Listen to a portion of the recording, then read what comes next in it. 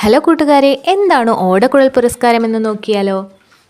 മലയാള കവി ജി ശങ്കരക്കുറുപ്പ് ഏർപ്പെടുത്തിയ അവാർഡാണ് ഓടക്കുഴൽ പുരസ്കാരം. 1968 ജി ശങ്കരക്കുറുപ്പ് അദ്ദേഹത്തിന് ലഭിച്ച ജ്ഞാനപീഠ പുരസ്കാര തുകയുടെ ഒരു ഭാഗം ഉപയോഗിച്ച് രൂപവൽക്കരിച്ച ഒരു ട്രസ്റ്റാണ് ഗുരുവായൂരപ്പൻ ട്രസ്റ്റ്. ഈ ട്രസ്റ്റാണ് മലയാളത്തിലെ ഏറ്റവും മികച്ച കൃതിക്ക് ഓടക്കുഴൽ പുരസ്കാരം നൽകുന്നത്. ബാലകവി രാമൻ്റെ നാരായണീയം എന്ന കൃതിക്കാണ് ആദ്യമായി ഈ പുരസ്കാരം ലഭിച്ചത്. 1968 അത്. 2024 കെ അരവിന്ദാക്ഷൻ്റെ ഗോപ എന്ന നോവലിനാണ് ഈ പുരസ്കാരം ലഭിച്ചത്.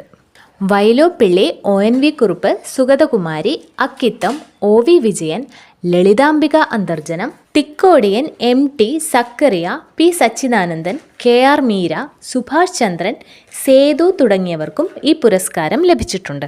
30,000 രൂപയും ഫലകവും പ്രശസ്തി പത്രവുമാണ് ഓടക്കുഴൽ പുരസ്കാരത്തിലൂടെ എഴുത്തുകാർക്ക് ലഭിക്കുന്നത്. ഇതുപോലെ യൂസ്ഫുൾ ആയിട്ടുള്ള ഒരുപാട് വീഡിയോകൾ നമ്മുടെ ചാനലിലുണ്ട്. വേഗം പോയി സബ്സ്ക്രൈബ് ചെയ്തോളൂ. ബൈ.